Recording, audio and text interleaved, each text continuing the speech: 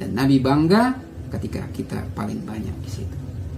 Mari kita buat Nabi Shallallahu Alaihi Wasallam bangga dengan kita.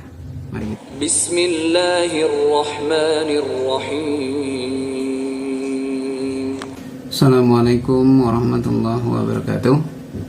Alhamdulillahirabbil alamin wa bihi nasta'in ala umurid dunya waddin. Sallallahu ala nabiyina Muhammadin wa ala alihi wa sahbihi ajmain. Amma ba'd. Saudara-saudariku, kaum muslimin muslimat dimanapun berada, insyaallah pada kesempatan ini kita dalam keadaan sehat walafiat, dalam limpahan karunia rezeki hidayah dari Allah Subhanahu wa taala. Kembali kita bersama kajian Bang Abdulli, yang pada hari ini kita mengambil tema gantungkan cita-cita kita setinggi Firdaus. Kenapa hal ini kita bahas? Kita mungkin sudah sering mendengar slogan, moto yang menyebutkan gantungkanlah cita-citamu setinggi bintang di langit. Dari kecil ini sudah sering diperdengarkan kepada kita, sering dijadikan bahan untuk memotivasi kita. Karena kenapa gantungkan cita-cita itu setinggi bintang di langit? Karena kalau jatuh pun itu masih di awang-awang, masih di langit, atau jatuhnya pun di bulan gitu. Ada banyak mungkin versi menurut kita masing-masing. Itu motivasi untuk kita mengejar, belajar, bekerja untuk lebih giat menggapai cita-cita kita. Karena cita-cita yang tinggi, visi yang jauh, itu akan mendorong kita, akan memotivasi kita untuk lebih lagi giat belajar, lebih giat lagi berusaha. Tapi dalam Islam, gantungkan cita-cita setinggi itu masih rendah. Dan itu masih biasa. Kenapa?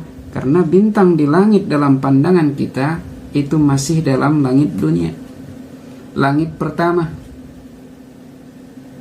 Karena bintang-bintang di langit dunia, di langit yang kita lihat ini, bintang itu masih di langit dunia yang dijadikan Allah sebagai pelempar setan. Ini disebutkan di surat Al-Mulk, itu ada di ayat kelima. Walaqad zayyana as-samaa'a ad-dunya bimasabiha wa ja'alnaha rujuman lis-sayatin wa a'tadna lahum ajabas syair. Sesungguhnya kami telah menghiasi langit yang dekat dengan bintang-bintang, dan kami jadikan bintang-bintang itu alat-alat pelempar setan, dan kami sediakan bagi mereka neraka yang menyala-nyala. Jadi Islam itu mengajarkan bahwa cita-cita umat Islam itu tinggi, jauh lebih tinggi. Tidak hanya sekedar sukses di dunia, tapi juga sukses di akhirat. Dan tingginya itu sendiri, kenapa kita gantungkan cita-cita setinggi Firdaus? Karena langit itu sendiri itu disebutkan 7 lapisan langit, dan itu disebutkan di ayat sebelumnya. Allazi khalaqas samawati tibaqa ma tara fi khalqir rahmani min tafawut farji'il basara hal tara min futur. Yang menciptakan 7 lapis langit yang berlapis-lapis. Kamu sesekali tidak melihat pada ciptaan Tuhan yang Maha Pemurah sesuatu yang tidak seimbang. Maka lihatlah berulang-ulang, adakah kamu lihat sesuatu yang tidak seimbang? Jadi dalam Islam, langit itu 7 lapis, dan yang kita lihat, yang kita jadikan cita-cita itu masih pada langit dunia, masih pada tataran dunia. Padahal kita umat Islam ini dididik untuk meminta sesuatu yang tinggi, jauh. Tidak hanya sekedar dunia, tapi akhirat. Di mana itu disebutkan? Dalam sebuah hadis disebutkan. Dan ini hadisnya banyak. Salah satunya di Sahih Al-Bukhari, nomor hadis 6873. Bahwa Nabi menyebutkan ketika kita meminta, mintalah Firdaus. Ini ada disebutkan dalam riwayat dari Abu Hurairah bahwa Nabi SAW bersabda, barang siapa beriman kepada Allah dan Rasulnya, mendirikan sholat dan berpuasa di bulan Ramadan, maka Allah berkewajiban memasukkannya ke dalam surga. Baik ia berhijrah fi sabilillah atau duduk di tempat tinggalnya, tempat ia dilahirkan. Lalu para sahabat mendengar ini berkata, ya Rasulullah, tidak sebaiknyakah kami mengabarkan tentang hal ini kepada orang-orang? Nabi malah menjawab, dalam surga terdapat 100 derajat yang Allah persiapkan bagi mujahidin di jalannya, yang jarak antara 2 tingkatan bagaikan langit dan bumi. Dan jika kalian meminta Allah, maka mintalah Firdaus, mintalah surga Firdaus. Sebab Firdaus adalah surga yang paling tengah, paling tinggi. Di atasnya adalah singgasana Ar-Rahman, dan daripadanya sungai surga memancar. Disebutkan, mintalah. Ketika minta kita sama Allah, minta surga Firdaus. Kenapa? Dia paling tinggi, paling tengah. Sementara di surga itu ada tingkatan 100 tingkatan, yang masing-masing jarak antar tingkatannya itu setinggi antara langit dan bumi. Antara langit dan bumi ini nggak bisa kita jangkau, apalagi sampai 100 kali lipatnya. Paling tengah dan paling tinggi itu sendiri sudah mengambil gambaran yang paling baik, paling tinggi. Jadi jelas cita-cita umat Islam, cita-cita kita sebagai umat Nabi Muhammad SAW, bahwa umat Islam itu harus punya mimpi, punya cita-cita yang paling tinggi. Tidak hanya sukses dunia, tapi harus sukses di akhirat. Makanya mintalah surga Firdaus. Jangan hanya terkenal di dunia, tapi harus terkenal juga di akhirat. Walaupun ada pilihannya, ada orang-orang yang nantinya tidak terkenal di dunia tapi terkenal di akhirat. Dan sungguh merugi kita ketika kita terkenal di dunia tapi tidak terkenal di akhirat. Maka mintalah Firdaus. Mintalah surga Firdaus ketika berdoa kepada Allah. Tapi bagaimana bang? Apa pantas aku minta Firdaus? Baca Quran masih belepotan, ilmu masih seujung kuku, bahasa Arab apalagi, sholat masih bolong-bolong, puasa langdiuk, pagi sahur siang buka priuk, maksiat kadang masih jalan, dosa masih terus berputar.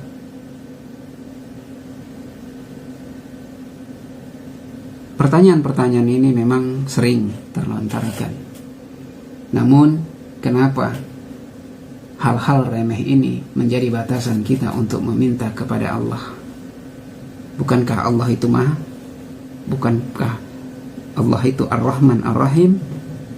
Bukankah Allah itu Maha Pengampun, Maha Pemurah, Maha Kaya, Maha segalanya? Kenapa kita membatasi Allah? Apakah kita tidak percaya Allah akan mengabulkan dosa-dosa hambanya, doa hambanya, menghapus kesalahan kita, mengampuni dosa-dosa kita? Apakah kita tidak yakin itu? Maka mintalah surga Firdaus. Biarkan Allah yang memberikan petunjuknya. Saudara-saudaraku, kaum muslimin muslimat yang dirahmati Allah, sebelum kita membahas kenapa kita harus meminta surga Firdaus dan bagaimana kita menujunya, karena ketika kita sudah berdoa meminta Firdaus, tentu kita tidak sekedar berdoa, tapi harus diikuti juga dengan ikhtiar. Namun sebelumnya tentu kita harus kenal dulu apa itu Firdaus, seperti apa itu Firdaus. Tadi sudah disebutkan, Firdaus itu surga yang tertinggi, yang paling tengah, paling tinggi. Di atasnya itu singgasana Ar-Rahman. Arsy itu ada di atas Firdaus. Dari situ semua sungai-sungai surga mengalir. Jadi itulah surga yang terbaik. Dari 100 tingkat ini paling tinggi. Padahal jarak antara tingkatnya tadi antara langit dan bumi.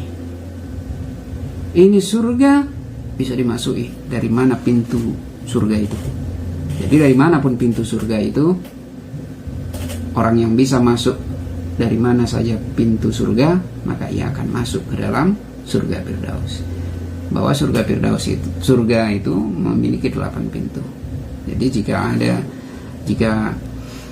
kita diberikan kesempatan memasuki surga dari pintu mana saja, maka surga Firdaus adalah tempatnya. Surga Firdaus juga ditandai dengan bahwa mereka masuk surga tanpa hisab dan tanpa azab. Dan diantaranya kita juga akan mampu, kita akan diberikan syafaat untuk 70 orang keluarga kita. Dan banyak lagi keutamaan lain yang bisa didapatkan ketika kita mendapatkan surga Firdaus. Dan ini sudah kita bahas di dalam, dan kita tuliskan di dalam buku Jejak Perjalanan Akhirat dan Syafaat. Silahkan bagi kita yang belum memilikinya atau mendownloadnya, silakan, gratis. Ada di website Hikmah 313, atau ketik aja di Google, bisa buku Jejak Perjalanan Akhirat dan Syafaat, insya Allah dapat langsung. Jadi selain keutamaan-keutamaan itu, memang kuotanya itu terbatas. Tidak semua orang berkesempatan masuk ke situ. Disebutkan bahwa penghuni surga Firdaus itu adalah 70.000 orang. Dalam beberapa kesempatan disebutkan 70.000 orang yang masuk surga tanpa hisab. Namun bukan berarti bahwa penghuni surga Firdaus hanya 70.000. Tidak. Karena dalam riwayat lain disebutkan, ada yang menyebutkan itu 700.000. Dan penafsiran bertambahnya penduduk surga Firdaus dan banyaknya tidak hanya sekedar 70.000, itu juga berkembang. Karena Allah menambah dengan 3 tangkupan. Ini disebutkan di Sunan At-Tirmizi nomor hadis 2361. Hadisnya disebutkan Abu Isa Hasan Gharib,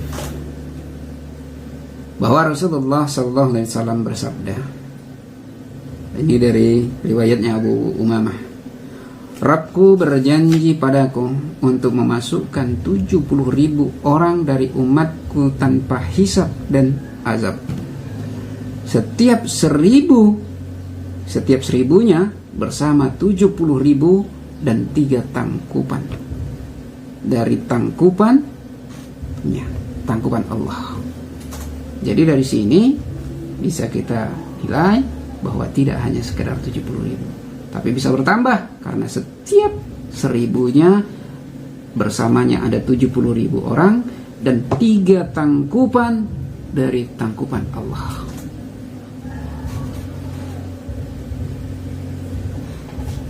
Dan itu juga semakin berkembang. Kenapa? Karena tafsiran 70.000 ini sendiri bukan berarti aku mati. Sama dari zaman Nabi SAW sampai akhir zaman nanti, sampai hari kiamat itu 70.000. Tidak.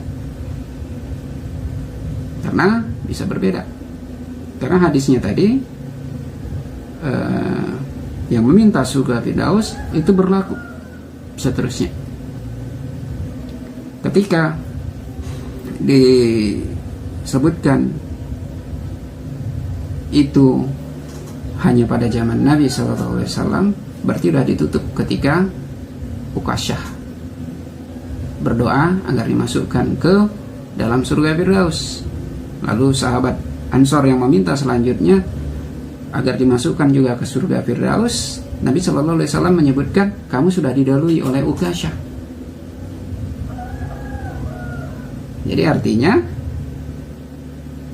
tiap kita 70.000 itu berlaku untuk setiap zaman. Dan zaman itu bisa bermakna per abad, per zaman.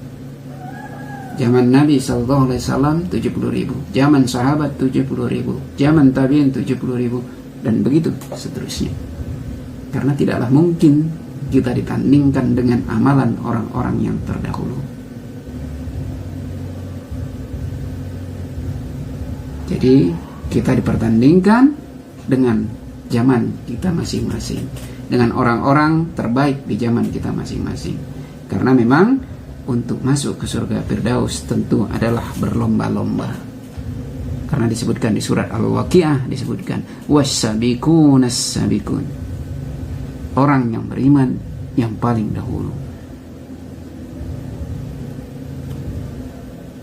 Makanya tadi orang berlomba, termasuk orang yang minta doa, termasuk yang Ukasyah tadi. Sahabat Ukasyah duluan meminta kepada Nabi. Ketika Nabi menceritakan tentang keutamaan orang-orang yang masuk surga tanpa hisab dan penduduk surga Firdaus, sahabat Ukasyah meminta, ya Rasulullah, doakan aku agar termasuk mereka. Maka Nabi SAW menyebutkan, ya Allah, jadikan ia termasuk mereka. Lalu ketika sahabat Ansor meminta kepada Nabi SAW dengan hal yang sama, Nabi menyebutkan, engkau telah didahului Ukasyah. Ini yang disebut kenapa memasuki surga Firdaus itu berlomba-lomba. Walaupun berlomba-lomba, tapi kuotanya tadi tidak hanya sekedar 70.000. Bisa lebih. Lebihnya berapa? Allahu a'lam. Tapi kalau kita hitung-hitung dari hadis yang menyebutkan 3 tangkupan tadi, kalau sama itu udah jutaan juga. Karena tiap 1000 itu tambah lagi 70.000, tambah lagi di 3 tangkupan Allah Subhanahu wa ta'ala. Jadi jangan putus harapan, jangan pernah takut untuk meminta Firdaus. Karena memang ketika kita meminta kepada Allah surga Firdaus, itu sama halnya kita menjalankan apa yang Nabi SAW perintahkan kepada kita. Karena perintahnya tadi disebutkan jelas, jika kalian meminta kepada Allah, maka mintalah surga Firdaus. Faiza ma sa'altum Allah fasaluhul Firdaus. Jika kalian meminta kepada Allah, maka mintalah kepadanya surga Firdaus. Dan surga Firdaus itu juga bermacam-macam. Setidaknya ada 4 golongan di sana. Ada golongan para nabi, ada golongan orang syirikin, ada orang-orang yang syahid, ada orang saleh. Ini yang disebutkan di surat An-Nisa ayat 69. Jadi ada 4 golongan ini. Oke, buatlah golongan nabi, kita nggak mungkin lagi masuk. Tapi masih terbuka pintu untuk dari kelompok syirikin, kelompok orang yang mati syahid, kelompok orang-orang yang soleh. Silahkan mau dari mana kita. Karena ketika kita sudah berdoa, berani kita berdoa, berani kita meminta kepada Allah surga Firdaus, tentu kita akan malu ketika kita tidak mulai berubah, tidak mulai memperbaiki sikap, perbuatan, ucapan, dan semua. Harus kita mulai untuk mengikuti apa yang menjadi tuntutan surga Firdaus. Bagaimana selayaknya kita bersikap, berbuat, bercakap yang mencerminkan bahwa kita pantas menjadi penghuni surga Firdaus.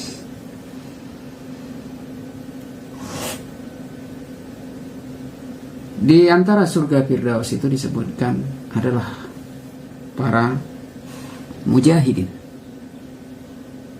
Para mujahidin. Jadi ada juga orang-orang yang masuk ke surga Firdaus itu mungkin ibadahnya kita katakan belum sebanyak orang-orang yang soleh. Ilmunya mungkin tidak sedalam para syirikin, tapi karena amal jihadnya ia bisa masuk surga Firdaus. Bahkan disebutkan ada seorang anak kecil yang masuk surga Firdaus. Bahkan dia disebutkan ketika perang Badar dia tertusuk meninggal karena ada panah yang menyasar. Dan disebutkan Nabi SAW bahwa dia termasuk salah satu penghuni surga Firdaus.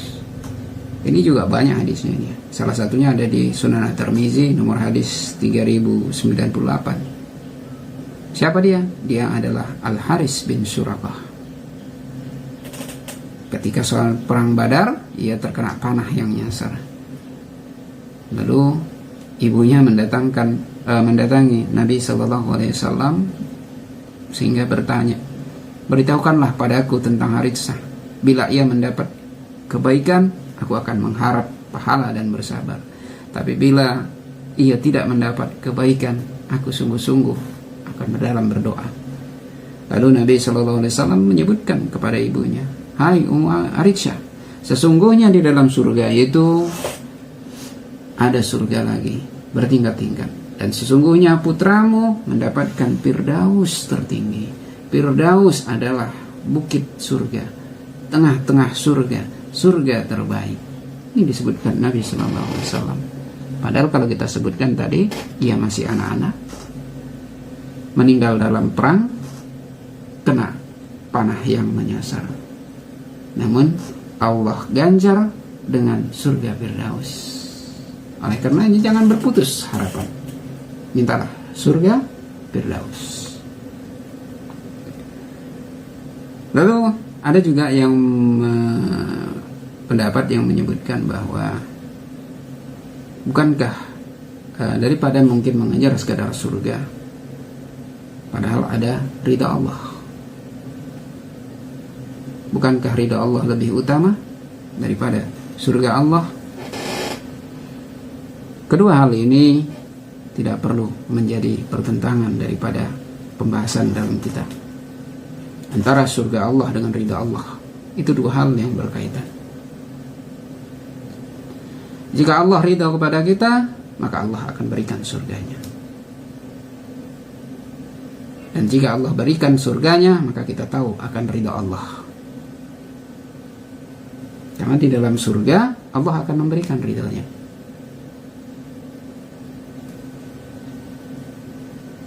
Di dalam bahasan sebelumnya sudah pernah kita bahas bahwa kedudukan orang di dalam surga itu juga bertingkat-tingkat. Kita sebutkan ada surga Firdaus. Bagaimana ciri penghuninya? Mereka tahu surganya. Mereka tahu dia surganya dan tahu ada ridha Allah. Baru surga Adan, ini yang surga keduanya. Penghuninya itu tahu surganya dan tahu ada ridha Allah, tapi terbatas. Lalu yang ketiga surga Ma'wa. Penghuninya tahu surganya, tapi tidak tahu ada ridha Allah. Baru surga Darussalam. Penghuninya nggak tahu surganya dan tidak tahu pula ada ridha Allah. Jadi ketika kita menetapkan hati, meminta kepada Allah, berdoa kepada Allah untuk diberikan surga Firdaus, maka kenali surga kita, kenali ridha Allah. Karena kelompok pertama tadi, orang penghuni surga Firdaus, dia tahu surganya dan dia tahu ridha Allah.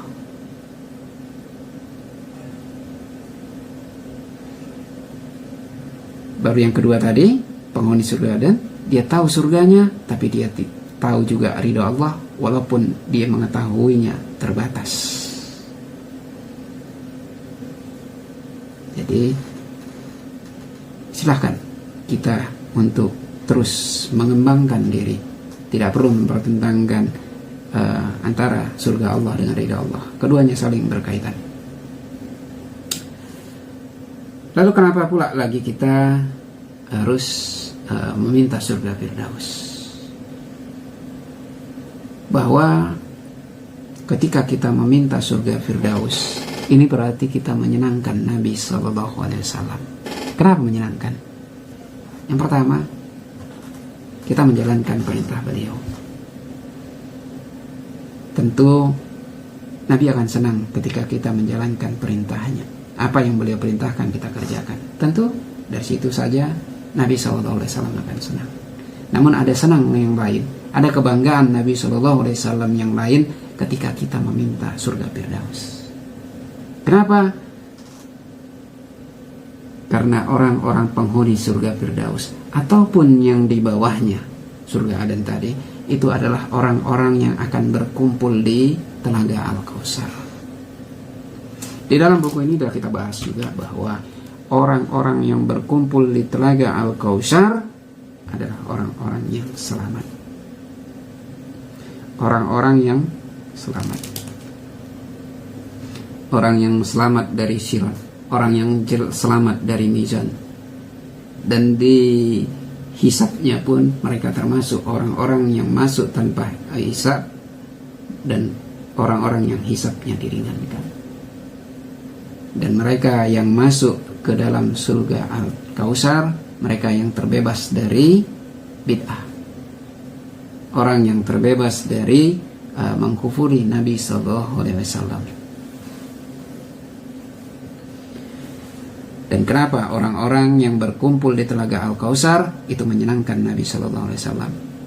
Ini disebutkan di Musnad Ahmad nomor hadis 18.289. Disebutkan Nabi SAW bahwa ketahuilah bahwa sayalah yang akan mendahului dan menyambut kalian di telaga. Dan sesungguhnya aku berbangga dengan banyaknya jumlah kalian dibanding dengan umat yang lain. Maka janganlah kalian saling berbunuhan sepeninggal aku. Ini yang disebutkan Nabi SAW. Jadi Nabi SAW bangga jika umatnya itu banyak nanti ketika di Telaga Al-Kautsar. Dan pesan Nabi SAW, janganlah kalian saling berbunuhan. Nih yang disebutkan Nabi SAW. Dan dalam hadis yang lain dan banyak dalam pembahasan bahwa orang-orang yang berkumpul di Telaga Al-Kautsar itu termasuk orang-orang yang lebih mengutamakan dunia, meninggalkan sunnah-sunnah Nabi SAW. Dan yang ketiga, orang yang membuat sunnah-sunnah baru atau yang disebut juga bid'ah. Karena Al-Kautsar ini adalah pintu yang ketiga. Kalau kita bilang pengadilan, ini adalah pengadilan yang ketiga setelah Sirat, setelah Mizan, Al-Kautsar. Karena makanya ada juga nanti umat Islam dan termasuk sahabat yang ketika masuk ke Al-Kautsar maka akan diangkat Allah, akan ditarik Allah, akan ditolak karena perbuatan-perbuatan tadi.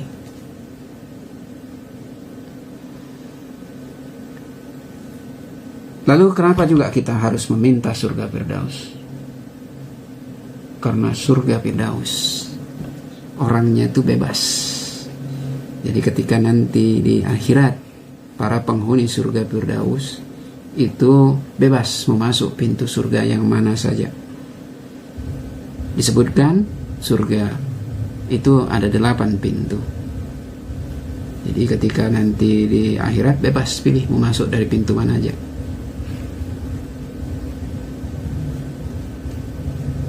Jadi disebutkan, dan kadang disebutkan tadi tidak juga tergantung amal.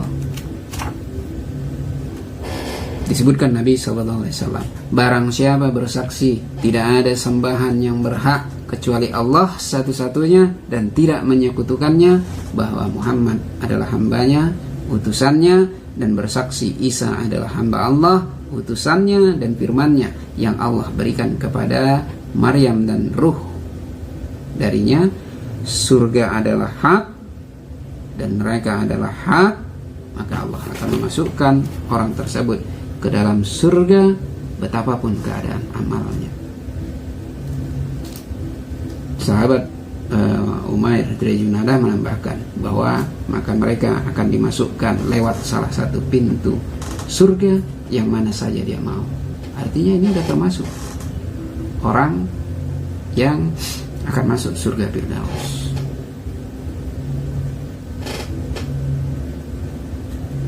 Dan amalan-amalan orang penduduk surga tadi dari keyakinan aja kita udah bisa masuk surga tanpa hisab, surga Firdaus, dengan tadi keyakinan bersaksi. Dalam hadis lain disebutkan bahwa orang yang menyempurnakan wudhu dan berdoa setelah berwudhu, ia juga mendapatkan kesempatan untuk masuk surga Firdaus. Karena disebutkan di Sunan At-Tirmizi nomor 50, barang siapa berwudhu, menyempurnakan wudhunya, kemudian membaca asyhadu an la ilaha illallah wahdahu la syarikalah wa asyhadu anna Muhammadan abduhu wa rasuluh, Allahumma ja'alni minat tawabina wa ja'alni minat tutahirin, maka akan dibukakan baginya 8 pintu surga. Ia dipersilahkan masuk dari pintu mana saja yang dia kehendaki. Dengan amalan wudhu dan berdoa setelah berwudhu, sebagaimana doa disebutkan dalam Sunan Tirmizi tadi, itu kita sudah mempunyai kesempatan untuk masuk surga Firdaus. Dan 8 pintu sudah dibukakan untuk kita. Dan hadis ini banyak. Dan ini merupakan salah satu tiket kita. Artinya semakin banyak, semakin cepat kita terus mengulang, terus memperbaiki wudhu kita, menyempurnakan wudhu kita, meninggalkan dosa-dosa, maka akan semakin besar peluang kita memasuki surga Firdaus dari wudhu. Karena itu jangan segan, jangan pernah takut untuk berdoa meminta surga Firdaus.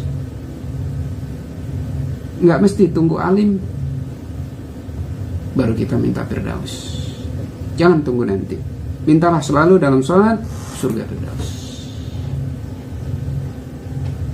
Ketika kita berani meminta surga Firdaus, itu akan terus menggiring kita untuk berusaha lebih baik, dan Allah akan memberikan petunjuknya. Tidak perlu kita menyebutkan kita belum pantas. Ketika kita merasa belum pantas, maka kita sudah meragukan Allah akan mengabulkan permohonan kita. Biar Allah yang membimbing kita menjauhi maksiat, dosa, dan kesalahan. Biar Allah yang menggiring kita kepada kebaikan. Biar Allah yang menggiring kita pada ilmu yang berlebih. Biar Allah yang menggiring kita, membimbing kita untuk masuk ke jalannya orang-orang yang telah Allah beri nikmat sebelumnya. Jalan-jalan orang-orang para penghuni surga Firdaus. Jadi gak usah pikir dulu bagaimana caranya, biarkan Allah yang membimbing.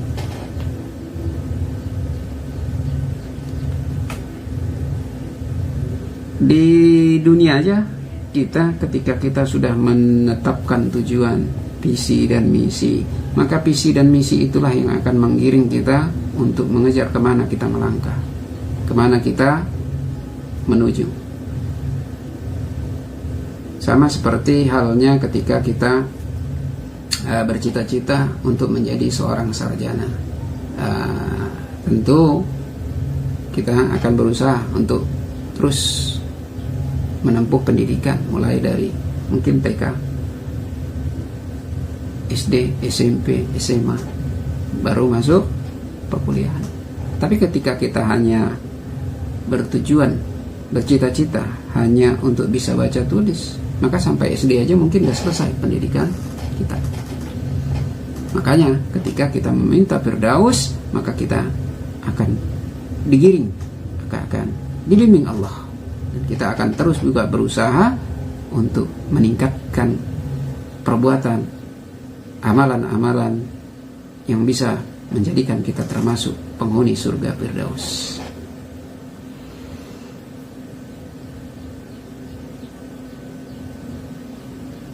Mungkin dengan doa kita, mungkin dengan permintaan kita akan dipermudah dalam segala perbuatan. Ketika kita berani meminta surga Firdaus, kalaupun luput, ya minimal kita mendapatkan surga yang di bawahnya, surga Aden. Dan itu pun jauh, sungguh-sungguh jauh nikmat. Alhamdulillah.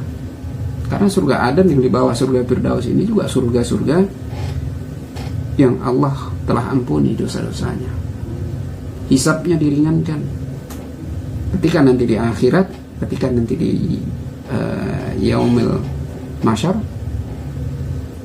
di padang masyar, hisab itu diringankan, hanya dibuka, tidak hisab lagi, diringankan, diampuni. Dan wajah mereka juga akan bercahaya, berseri-seri seperti cahaya bintang ketika menyeberangi Sirat.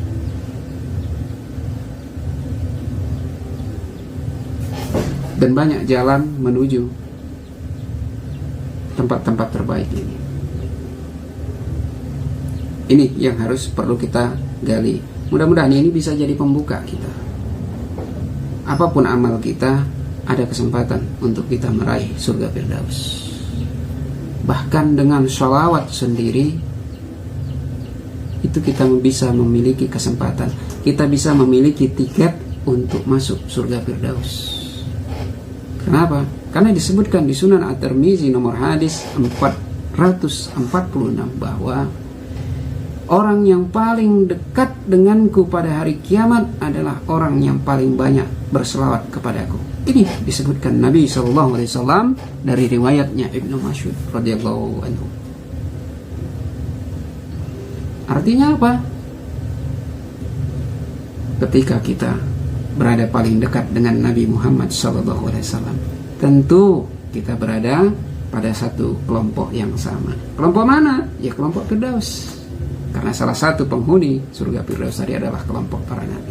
Jika kita paling dekat dengan Nabi SAW, maka kita otomatis termasuk golongan para penghuni surga Firdaus. Dengan apa? Disebutkan Nabi SAW yang paling banyak bersalawat kepada Nabi SAW. Silakan Ini jadi PR kita bersama. Mudah-mudahan ini jadi pembuka untuk kita tidak malu, tidak sungkan, tidak segan untuk meminta kepada Allah surga Firdaus. Allah akan bukakan nanti jalan ibadah, amal yang mungkin bisa menggiring kita ke sana. Yang disampaikan pada kesempatan ini hanya sebagai pembuka saja. Silakan kita membahasnya. Dan ada pun beberapa lainnya ada di dalam buku, silakan bisa dilihat. Mudah-mudahan ini bermanfaat bagi kita semua, khususnya bagi saya pribadi. Karena Firdaus merupakan cita-cita kita bersama. Cita-cita kita bersama. Mari kita bersama-sama berlomba-lomba. Mari kita sama-sama berkompetisi. Buat Nabi SAW bangga ketika nanti di Al-Kautsar. Karena banyaknya kita sebagai umatnya di Telaga Al-Kautsar. Karena di telaga itu ada telaga sebanyak jumlah Nabi. Berapa jumlah Nabi? 124.000 Nabi. Berarti segitu juga jumlah telaga yang ada di akhirat. Dan Nabi bangga ketika kita paling banyak di situ. Mari kita buat Nabi SAW bangga dengan kita. Mari kita saling mengingatkan, saling menggandeng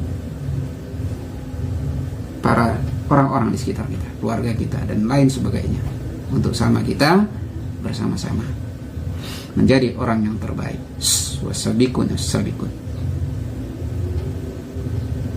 Itu aja yang bisa disampaikan. Lebih kurang mohon maaf.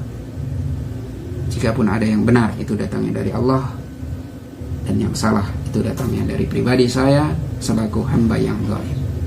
Billahi taufiq wal hidayah. Assalamualaikum warahmatullahi wabarakatuh.